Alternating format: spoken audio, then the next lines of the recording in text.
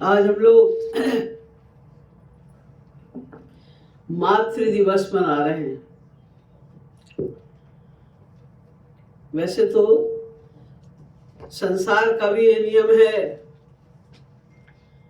कि माता और पिता सदा वंदनीय होते हैं, क्योंकि जीवन भी उनसे हमें ये शरीर भी मिलता है। और जब तक हम असहाय होते हैं, कुछ ना करने योग्य होते हैं, तब तक पूर्णतया उनको ही हमारी रक्षा और हेल्प करनी होती है। किंतु विदेशों में ऐसी विशेष परंपरा है कि मदर के लिए, फादर के लिए या हस्बैंड के लिए, ये सब के लिए विशेष दिन बनाए हैं। उसी दिन वे विशेष रूप से अपने माता पिता आदि को जाकर सम्मान प्रदान करते हैं, उनकी खबर लेते हैं।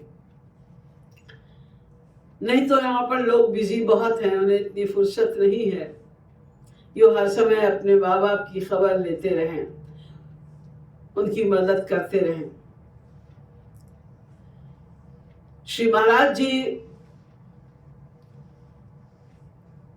जिनका हर पग, हर एक्शन केवल जीव कल्याण के लिए ही होता है, वे भी जब से विदेशी सत्संगी भारत में जाने लगे और उनके माध्यम से ये भी पता चला कि यहाँ मातृ दिवस, पितृ दिवस, मदर्स डे, फादर्स डे ये मनाया जाता है, तो श्री महाराज जी ने भी उसे मनाना प्रारंभ कर दिया। लेकिन वो तो अध्यात्म जगत की सबसे बड़ी हस्ती है, इसलिए उनका कोई भी कार्य सांसारिक दृष्टिकोण से नहीं होता, उसमें अध्यात्म अवश्य जुड़ा हुआ होता है। तो श्री महाराज जी की अनुकंपा से, उनकी गाइडेंस में हम लोग भी मदर्स डे मनाते हैं, लेकिन इस समझ के साथ कि हमारी मदर है कौन और इस मदर्स डे को मनाना कैसे चाहिए, ये संसार के अन्य लोग नहीं जानते। ये केवल श्री महाराज जी या उनके जैसे संतों के सानिध्य में रहने वाले भाग्यशाली जीव ही जानते हैं कि मदर्स डे का मतलब है क्या।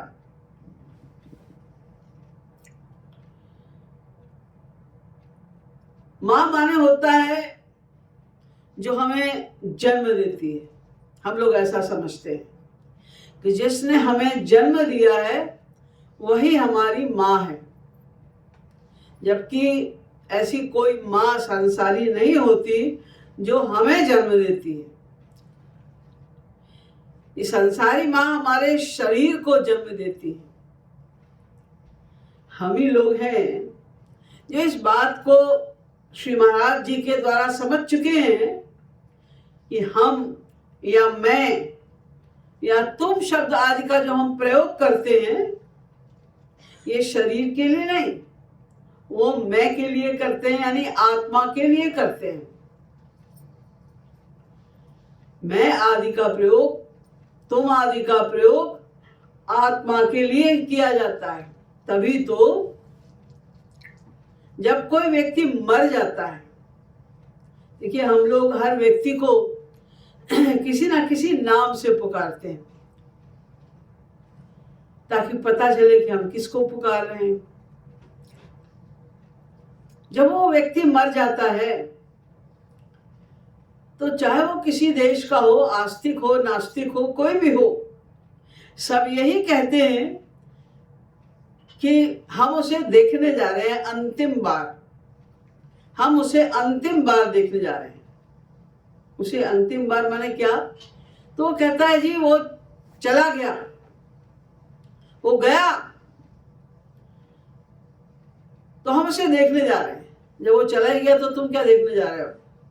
जहां वो गया वहां जाओगे क्या? हमें तो पता भी नहीं कि वो कहाँ चला गया, लेकिन हम उसके शरीर को देखने जा रहे हैं अंतिम बार। अभी शरीर भी खत्म हो जाएगा, थोड़ी देर बाद जला दिया जाएगा, उसे समाप्त हो जाएगा, वो भी नहीं देख पाएंगे। तो अब हम उसके शरीर को अंतिम बार देखने जा रहे हैं।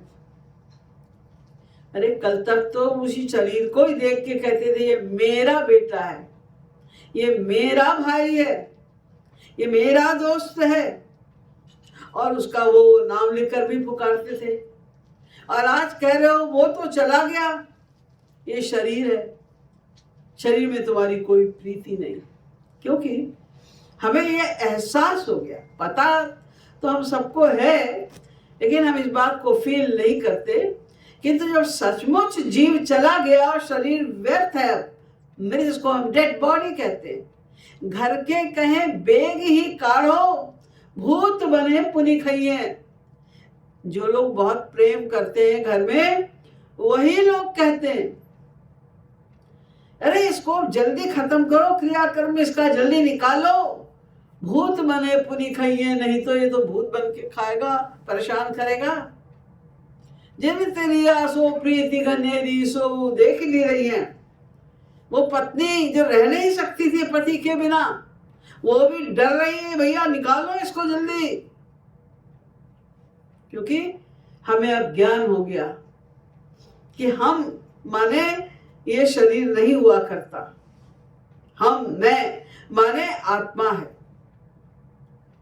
तो ये हमारी जो शरीर की माँ है, इन्होंने हमारे शरीर को जन्म दिया है, कष्ट सहकर हमारे शरीर को उत्पन्न किया है, उसमें हमारी मदद की है शरीर को बाहर आने में। इसलिए हम उनका एहसान मानते हैं। उन्होंने भी बहुत कष्ट उठाया, फिर हम कुछ नहीं कर सकते थे बचपन में। जब हम पैदा हुए तो हमारा पालन पोषण, खाने पीने, सोने रहने आदि का इंतजाम किया, उसमें भी कष्ट उठाकर। इसलिए हम शारीरिक माँ का भी बहुत ही एहसान मानते हैं कि उन्होंने बहुत कुछ किया हमारे लिए। लेकिन हमारी असली माँ कौन है? तो हमारे शास्त्र कहते हैं कृष्ण एवं जगन माता। जो श्री कृष्ण है वही सारे जगत की माता है, और अमृता से वही पुत्रा, हम सब जितने जीव हैं वो उनके पुत्र हैं। श्री कृष्ण ही हमारी माता भी हैं और श्री कृष्ण ही हमारे पिता भी हैं। यद्यपि श्री कृष्ण का जब अवतार होता है श्री राधा रानी के साथ में, तो हम श्री राधा को अपनी माँ मानते हैं, श्री कृष्ण को पिता मानते हैं। लेकिन ये भी आप लोग सब समझ चुके हैं, जान चुके हैं, जो ही राधा सोई कृष्ण है, इनमें भेद न मान। श्री राधा कृष्ण अलग नहीं है एक दूसरे से। ये यम राधा यश्च कृष्ण रसाब्धिर देहे नैका क्रीडनार्थम द्विधाभूत। जो राधा है वही कृष्ण है। श्री कृष्ण ने ही क्रीडनार्थम, लीलाएं संपादित करने के लिए अपने को दो रूपों में प्रकट किया, अर्धेन स्त्री अर्धेन पुरुष। एक रूप उन्होंने पुरुष का प्रकट किया और दूसरा रूप उन्होंने स्त्री का प्रकट किया। तो हम उनको राधा कह देते हैं, माँ कह देते हैं। तुलसीदास जी ने भी श्री राम से हमेशा ही वो तो रोते रहते थे, प्रार्थना करते रहते थे, कृपा करो हमारे ऊपर, दर्शन दो हमें, तड़पते रहते थे उनके लिए। फिर एक दिन उन्होंने सीता जी से भी प्रार्थना की, कबहू का अम्ब अवसर पाए। उन्होंने सोचा ये तो हमारे पिता हैं, बड़े बिजी हैं, इनके तो लाखों भक्त हैं, करोड़ों भक्त हैं, बड़े बिजी हैं, इनके तो कान में भनक ही नहीं पड़ रही है, कब से हम पुकार रहे हैं इन्हें, ये तो सुन नहीं रहे हैं। माता का हृदय ज्यादा कोमल होता है, वो बच्चों की ज्यादा परवाह करती है। इसलिए अब हमें माँ सीता से प्रार्थना करनी पड़ेगी कि मोरी हूँ सिद्धि ध्याई वे कछु करुण कथा सुनाए। हे माँ सीते, जब हमारे ठाकुर जी, हमारे श्री राम अच्छे मूड में हो तो कुछ और भी भक्तों की करुण कथा चलाकर कि उनका मन दया से भर जाए, तब आप मेरी चर्चा भी कर दीजिएगा, भाई इस पर भी कुछ कृपा कर दो, तो वो शायद सुन लेंगे। यद्यपि तुलसीदास जी तो महान संत थे, उन्हें पता है जो राम है वही सीता है, उनकी लादरी शक्ति है, उनसे पृथक नहीं है। लेकिन सांसारिक दृष्टिकोण से, क्योंकि हम लोग ऐसा समझते हैं, क्योंकि ऐसा होता है संसार में, माँ बच्चों से ज्यादा क्लोज होती है और पिता अपने कामों में व्यस्त रहते हैं, बाहर के काम होते हैं, वो उतना ज्यादा उनके साथ में उतनी निकटता नहीं हो पाती। उसी दृष्टिकोण को रखकर तुलसीदास जी ने ये बात कही। किंतु राधा और कृष्ण दोनों में कोई भेद नहीं है। राधा भी हमारी माँ भी है, हमारे पिता भी हैं। श्री कृष्ण हमारी माँ भी हैं, हमारे पिता भी हैं। तो जन्म देने वाला, हमें जन्म देने वाला कौन है? शरीर को जन्म देने वाली तो हमारी माता है, सब जानते हैं, जो शरीर की माँ है। और हमें जन्म देने वाला कौन है? वेद कहता है, ये तो इमानि भूतानि जायन्ते ये न जातानि जीवन्ति यत् तभी संविशन्ति। ये तो इमानि भूतानि जायन्ते, सारे जीव जिससे उत्पन्न होते हैं वो है परात्पर ब्रह्म श्री कृष्ण। तो हमारी असली, हमारी माता तो वही हुई ना। ये शरीर तो थोड़े दिन के लिए मिला है, क्षणभंगुर शरीर है, माया का बना हुआ है, इसमें तो कष्ट ही कष्ट है। और हमें जन्म देने वाले वो श्री कृष्ण है, हमारी माता श्री राधा कृष्ण है, उन्होंने हमें जन्म दिया है। अब ये माँ तो जन्म देकर बच्चे का पालन पोषण करती है, दूध आदि देकर उसका पोषण करती है। तो भगवान क्या करते हैं हमको जन्म देके? क्योंकि ये माँ शरीर की माँ है, इसलिए शरीर को स्वस्थ रखने के लिए जो आवश्यक है वो माँ देती है। और वो माँ हमारी जो है असली माँ, आध्यात्मिक माँ, वो हमारी माँ है, आत्मा की माँ है। आत्मा दिव्य है, अतः आत्मा का जो भोज्य है, आत्मा को जिससे सुख मिलेगा, शांति मिलेगी, वो प्रेम रस हमारी माँ पिलाती है। जब हम गर्भ में होते हैं तभी से वो हमारी माँ हमें सचेत करने लगती है, कष्ट देती है और सचेत कर देती है, तुमने इतने अपराध किए हैं, इतने नामा अपराध किए हैं, इसीलिए तुमको ये कष्ट भोगना पड़ा। 9 महीने गर्भ में उल्टे टंगे हुए हो और भीषण दुख सह रहे हो।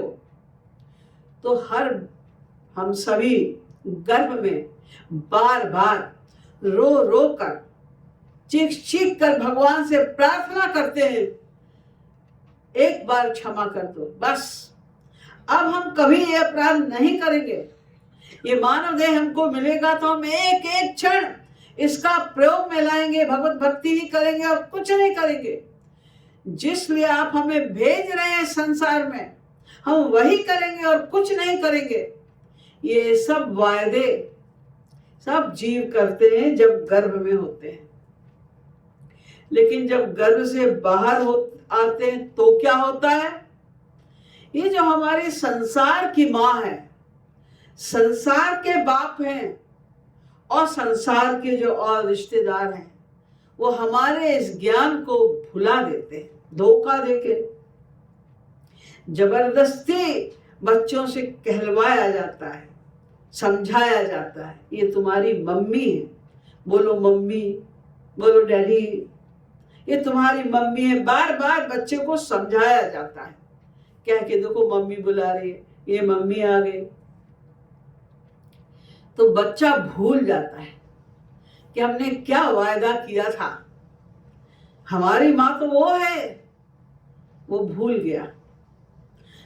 हमको प्रारंभ में दूध पिलाती है माँ, जिससे बच्चा जीवित रह पाता है, बड़ा हो पाता है।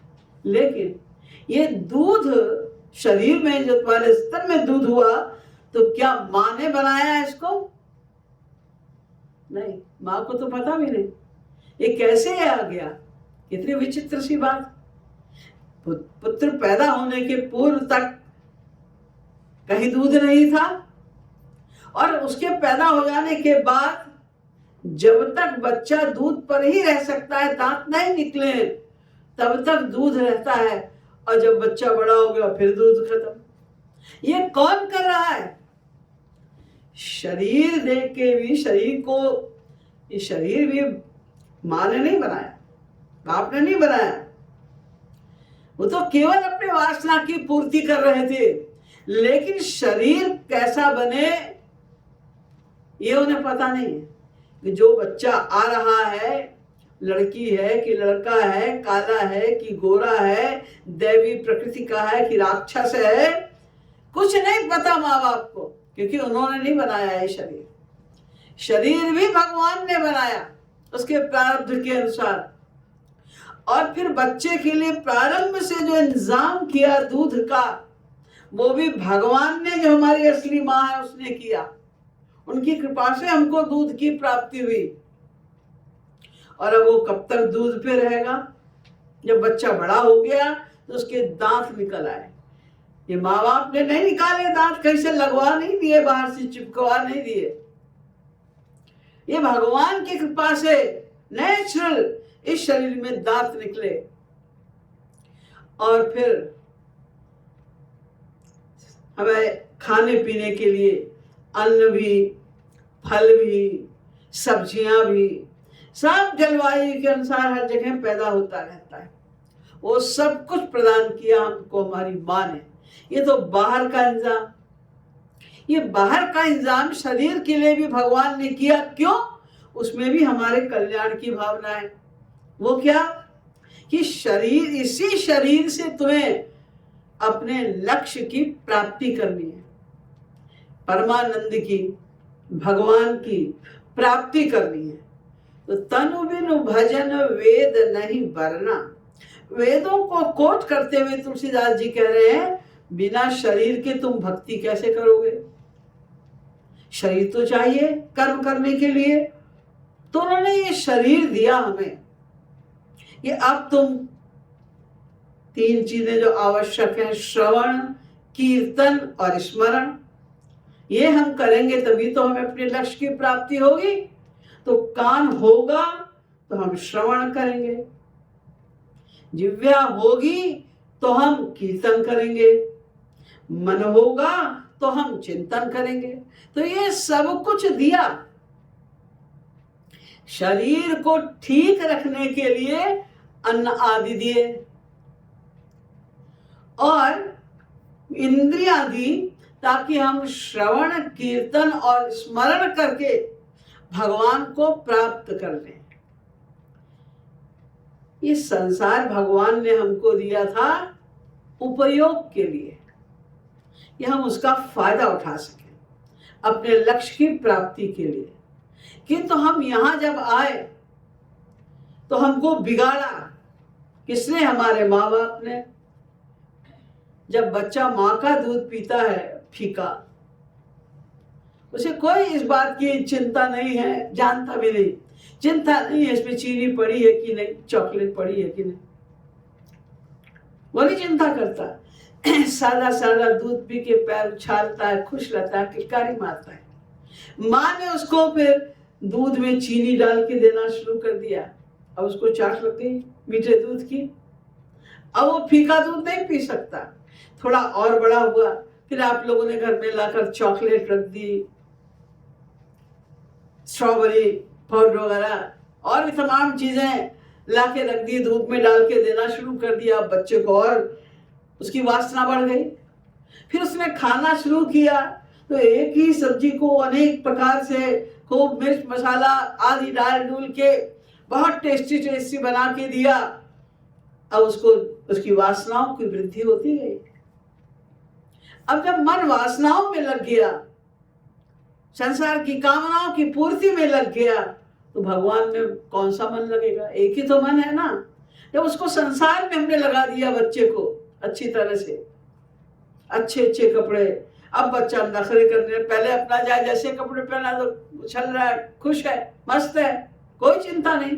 गंदे में है कपड़े तो बच्चे को कोई चिंता नहीं, माँ को चिंता है कि लोग क्या कहेंगे, उनकी बदनामी होगी। अपने सुख के लिए कर रही हो, उसे चिंता है। माँ को बच्चे को क्या चिंता है? अब उसको धीरे धीरे करके उसकी वासना को बढ़ाया गया, अच्छे अच्छे कपड़े लाए गए उसके लिए, अब उसकी वासना बढ़ गई, अब लग गया संसार में पूरी तरह, बिगाड़ है। लेकिन भगवान क्या करते हैं? भगवान के दो प्रकार के सर्वेंट्स हैं, एक अच्छे सर्वेंट और एक सख्त, जिनको हम बुरा कह देते हैं, बुरे सख्त सर्वेंट। ये जो माया है ये सख्त सर्वेंट है, और महापुरुष जो है ये अच्छे सर्वेंट हैं। भगवान ये दोनों प्रकार के सर्वेंट्स हमें ठीक करने के लिए भेजते हैं। पहले महापुरुष हमें मिलते हैं, महापुरुष समझाते हैं, वो भगवान की ओर ले चलने की चेष्टा करते हैं, समझाने की चेष्टा करते हैं, संसार तुम्हारा नहीं है, इसमें सुख नहीं है, चाहे जितनी संपत्ति जोड़ लो, चाहे जितना समय संसार को दे दो, तुम्हें अपना सुख नहीं मिलेगा। मान लो इस बात को, अपने एक्सपीरियंस से मानो। हम नहीं मानते, हम हट पकड़े में, नहीं नहीं ऐसे सबको मिलता है, हमें मिलेगा, थोड़ा बस इतना और हो जाए बैंक बैलेंस, मिलेगा मिलेगा, हम ऐसे करते रहते हैं। लेकिन ये महापुरुष लोग हमारी गाली सुनकर भी, जितने भी महापुरुष आए, क्या हुआ उनके साथ में? वो सब कष्ट सहकर भी हमें, हमारे पीछे लगे रहते हैं, हमें किसी भी तरह ये न के न प्रकार जैसे भी हो सके हमें खींचने का प्रयास करते हैं। जिस भक्त की जैसी रुचि होती है उससे उस प्रकार की बातें कर करके उसे अपनी तरफ खींचते हैं। या आए हमसे बात करे, हमारे पास बैठे, तो हम इसको बताएं कि तुम्हारा रास्ता क्या है, इधर चलो। लेकिन जब हम उनकी नहीं सुनते, इनकी बात इस कान से सुन के इस कान से निकाल देते हैं, तब भगवान अपने दूसरे प्रकार के सर्वेंट को, माया को भेजते हैं। ये माया के थपेड़े लगते हैं। जिस बेटे में हमारा बहुत अटैचमेंट है, अरे ये हमारा बेटा, सब कुछ उसको दे दो, ये कर दो, वो कर दो। जब वही बेटा बंदूक लेके खड़ा हो जाता है कि जितना है दे दो हमको भी, अरे सब तुम्हारा ही तो है, मेरे मरने के बाद तुमको ही तो सब कुछ मिलेगा, ये मरने के बाद कुछ नहीं, हमको अभी चाहिए, अभी दो। ऐसे कितने किस्से आप लोग रोज सुनते रहते हैं, होते ही रहते हैं। बच्चे सुनते नहीं, बड़े हो गए, कमाने लग गए, माँ बाप ने कितने कष्ट करके बच्चों को पढ़ाया लिखाया, बेटे को पढ़ाया, और जब बेटा पढ़ लिख के बड़ा होता है तो उसके लिए माँ बाप बोझ बन जाते हैं, मुश्किल से रखते हैं। मैंने देखा है कितनी जगहों पर कि उन्होंने गरीबी में, माँ ने गरीबी में बच्चों को पाला, 5-5, 6-6 बेटे हैं उनके, सब बेटे उन्हीं की कृपा से पढ़कर और मिलियनेयर बन गए। अब 1 महीने भी अपने पास रखने के लिए कोई तैयार नहीं, बारी बारी से ही रख लो, इतना भी नहीं। तो ये जब थप्पड़ लगते हैं, भगवत कृपा से होता है। संसार के दुख भी भगवत कृपा से होते हैं।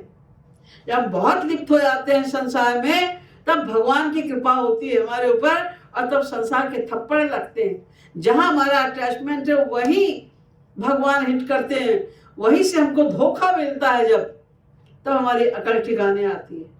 हाँ, महापुरुष लोग ठीक कहते हैं कि संसार तुम्हारा नहीं है, सब धोखा है, सब अपने अपने सुख के लिए तुम्हारे पीछे घूम रहे हैं, किसी को तुम्हारे सुख की कोई परवाह नहीं है। ये ज्ञान तब जागृत होता है।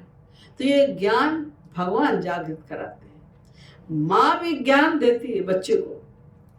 बच्चा पैदा हुआ, उसको रक्षा की, उसको पढ़ाया लिखाया और सब समझाती है संसार में तुम्हें कैसे करना है, क्या करना है, किसके साथ कैसा व्यवहार करना है, सब बताती है। लेकिन आध्यात्मिक शिक्षा नहीं देती। ये तुझको मुझसे प्यार नहीं करना है, पिताजी से प्यार नहीं करना है, भाई बहनों से प्यार नहीं करना है, तुझे तो केवल भगवान से प्यार करना है, ऐसा समझाने वाली तो कोई शायद करोड़ों में एक माँ होगी। वही माँ धन्य है, वही माँ असली माँ है जो सही ज्ञान देती है बच्चों को। वो तो कोई नहीं देता। सब ऐसी कोशिश करते हैं व्यवहार से भी, शब्दों से भी, हर प्रकार से कि तुम मुझसे प्यार करो। देखो हम तुम्हारी माँ है, मैं तुम्हें जन्म दिया, तुम्हारे लिए इतना किया है हमने, तुम हमसे प्यार करो, हमारे लिए सब कुछ करो। इस संसार वाले तो उल्टा ज्ञान देते हैं। जो सीधा ज्ञान उनको मिल जाए, कैसे मिले? तो भगवान अपने ये 2 सर्वेंट्स भेजते हैं उनके पास। तो माँ बाप तो एक सीमा तक बच्चों को ज्ञान दे देते हैं, फिर वो ज्ञान उनका फलीभूत होगा भी कि नहीं होगा। आपने किसी बच्चे को MA करा दिया, PhD करा दिया, सब पैसा खर्च कर दिया उसके ऊपर, डॉक्टरी करा दी, इंजीनियरिंग करा दी, लेकिन अब उसके प्रारब्ध में पैसा है ही नहीं, उसको जॉब ही नहीं मिली। इतना पैसा खर्च किया उसने डॉक्टर बनने के लिए, किंतु नहीं हिसाब बैठा। आवश्यक नहीं है कि जो आपने शिक्षा दी है वो फलीभूत हो जाएगी, लेकिन भगवान जो हमें सिखाते हैं, उनके सर्वेंट जो हमें सिखाते हैं, उससे जो हमें मिलता है, जो ज्ञान मिलता है, वो सदा के लिए होता है। हमसे महापुरुष लोग साधना करवाते हैं। आपने जितनी भी साधना की, जितनी भी, रोज आप अगर आधा घंटा भी बैठ के भगवान का नाम लेते हैं तो वो वेस्ट कभी नहीं जाता। ऐसा नहीं कि आज आपने आधे घंटे तो नाम लिया और फिर सारे दिन आप संसार में रहे तो वो जो आपने नाम लिया था वो वेस्ट हो गया। वो वेस्ट नहीं होता, आपका टाइम वेस्ट हो गया, बाकी सारा समय आपका बर्बाद हो गया और आपने मन को गंदा कर लिया। तो साफ तो इतना सा किया था और गंदा ढेर सारा कर लिया, इसलिए हमारा नुकसान हो जाता है। किंतु जो हमने राधा नाम पुकारा है, उससे जो हमारे अंतःकरण की शुद्धि हुई, जो हमको मिला है, वो हमारी प्रॉपर्टी सदा के लिए है। इस जन्म में आपने 20% भक्ति कर ली है और फिर आपकी मृत्यु हो गई है, तो ऐसा नहीं कि अगले जन्म में फिर आपको ABCD से शुरू करना पड़ेगा, 1-2 से शुरू करना पड़ेगा। नहीं, वो 20% तो आपको पकी पकाई मिल ही जाएगी। आपका वैराग्य संसार से 20% हो गया है, अगले जन्म में इतना वैराग्य तो आपको नेचुरल होगा जो आपने पूर्व जन्म में कमा लिया है। तो भगवान का दिया हुआ अक्षुण्ण होता है, वो नष्ट नहीं होता, वो बना रहता है और धीरे धीरे करके हमको हमारे लक्ष्य की ओर अग्रसर करता जाता है। अब हम धीरे धीरे चींटी की चाल चल रहे हैं तो हम बहुत देर से पहुंचेंगे, हम थोड़ा तेज चल रहे हैं तो थोड़ा जल्दी पहुंचेंगे, हम बहुत तेज चल रहे हैं, हमने समझ लिया सब कुछ और मान लिया और करना शुरू कर दिया, तो इसी जन्म में हमको भगवत प्राप्ति हो जाएगी। ये तो हमारे ऊपर है कि हम कितना उनको मानते हैं। लेकिन ये हमारी जो असली माँ है, ये छोड़ती नहीं। एक बार अपना कर, ये तो हम उनके हैं ही हैं, वो कभी नहीं छोड़ते हम। आप लोगों ने श्री महाराज जी का वो प्रवचन भी अवश्य सुना होगा, जिसमें श्री महाराज जी ने बिल्कुल स्पष्ट शब्दों में कहा है कि मैं अब आप लोगों को छोड़ूंगा नहीं, अनंत काल तक भी, जब तक आपको भगवत प्राप्ति नहीं हो जाएगी तब तक मैं आपको छोड़ने वाला नहीं। महाराज जी ने स्वयं कहा है। तो ये हमारी असली माँ है जो हमारे ऊपर इतनी कृपा उनकी है। हम लोग तो नालायक बच्चे हैं, संसार में नालायक बच्चों को लोग निकाल देते हैं घर से कि तुम्हें कुछ नहीं देंगे हम प्रॉपर्टी का भाग, तुम तो नालायक हो, बदमाश हो। लेकिन भगवान के यहाँ क्या होता है कि नालायक बच्चों पर और भी ध्यान दिया जाता है। भाई ये तो चल रहा है ठीक, चलो ये बहुत स्लो है, नहीं सुनता, नालायक है, तो उस पर और भी कृपा करते हैं। इसीलिए उनका नाम भी पड़ गया अधम उदाहरणहार, पतित पावन। अधम, जो अधम है, गिरे हुए ज्यादा हैं, उन पर उनकी विशेष कृपा दृष्टि होती है। जो पतित हैं, गिर चुके हैं, उन पर उनकी विशेष कृपा दृष्टि होती है। ये उनकी विशेष कृपा है, क्योंकि वो हमारी असली माँ है। माँ है इसलिए हमारे असली हितैषी हैं, हमारे हितैषी हैं। उनका कोई अपना स्वार्थ नहीं है, अजी ये तो हमको पूछता भी नहीं तो हमें क्या पड़ी, बाहर में जाओ। संसार में तो यही होता है, लेकिन वो हमारी असली माँ ऐसा कभी नहीं कह सकती कि ये बच्चा तो हमारी सुनता ही नहीं, नालायक है, बाहर में जाए, क्या करना है हमें, ऐसा वो कभी नहीं कहेंगे। उनकी कृपा दृष्टि हमारे ऊपर सदा बरसती ही रहती है। और फिर जब तक वो हमको प्रेमामृत पिला नहीं देते, वो हमारे साथ लगे रहते हैं। तो अब हमें मिल गया प्रेमामृत, भगवान के रास्ते पे चलते रहे, उनकी कृपा हो गई। अब उन्होंने हमारे मन को दिव्य बना दिया, दिव्य प्रेम भी हमको मिल गया, गोलोक धाम में निवास मिल गया। अब तो उनका काम खत्म ना, वहां पर भी वो अपना काम करते रहते, वहां पर भी हमको नित्य रस पिलाते रहते, नित्य 24 घंटे सदा। और वो रस एक सा नहीं होता, वो रस भी ऐसा होता है जिससे मीठा कुछ होता ही नहीं। त्रैलोक्य में कहीं भी जिससे अधिक मीठा कुछ ना हो, एक बार, और जो अनंत मात्रा का हो 2 बार, जो अनंत काल के लिए हो 3 बार, और जो प्रतिक्षण बढ़ता रहे, जिसका रस वर्धन होता रहे 4 बार। ऐसे रस को वो पिलाते हैं जीवों को भगवत प्राप्ति के बाद भी।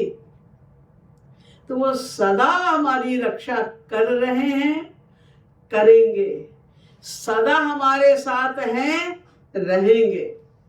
रक्षिष्यतीति विश्वासः, बस ये विश्वास हमें बढ़ाते जाना है।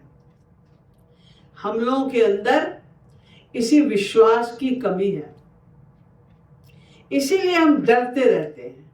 नहीं ये वहां सत्संग में नहीं आएंगे, आज वहां जाना बहुत जरूरी, नाराज हो जाएगा वो संसार का व्यक्ति तुमसे खुश भी हो जाएगा तो तुम्हें क्या दे देगा सिवाय धोखे के कि हम तुमसे प्यार करते हैं, तुम हमसे प्रेम करते हो, और क्या दे देगा वो।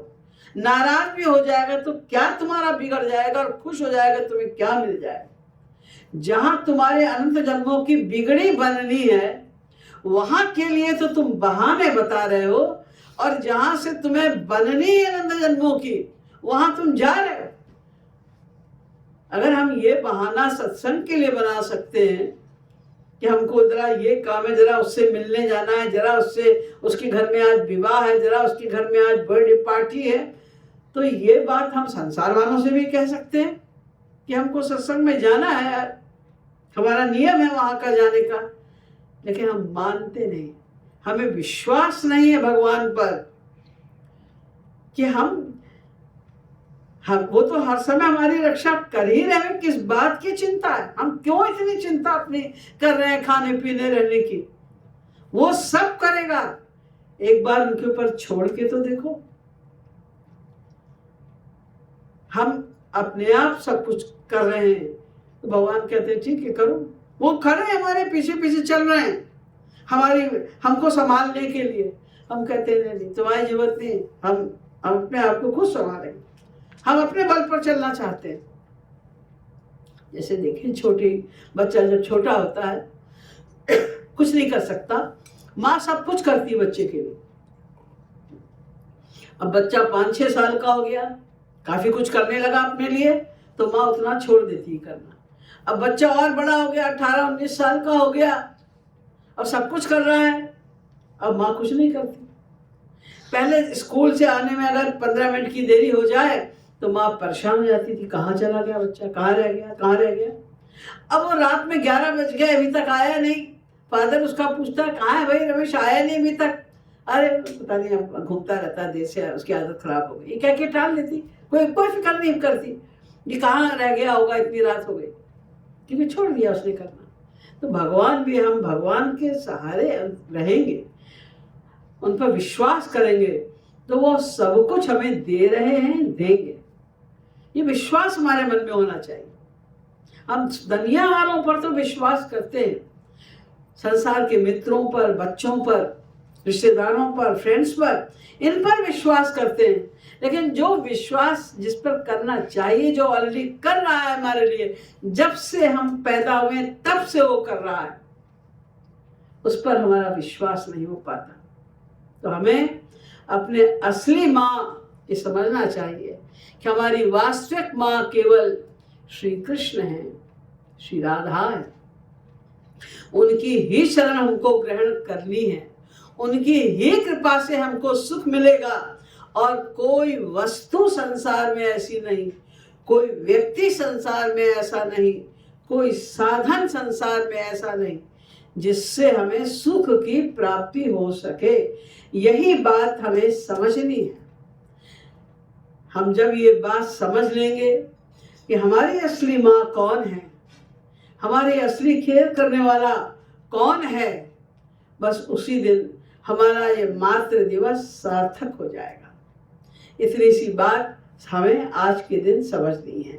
बोलिए श्रीमद् सद्गुरु सरकार की जय, लाडली लाल की जय।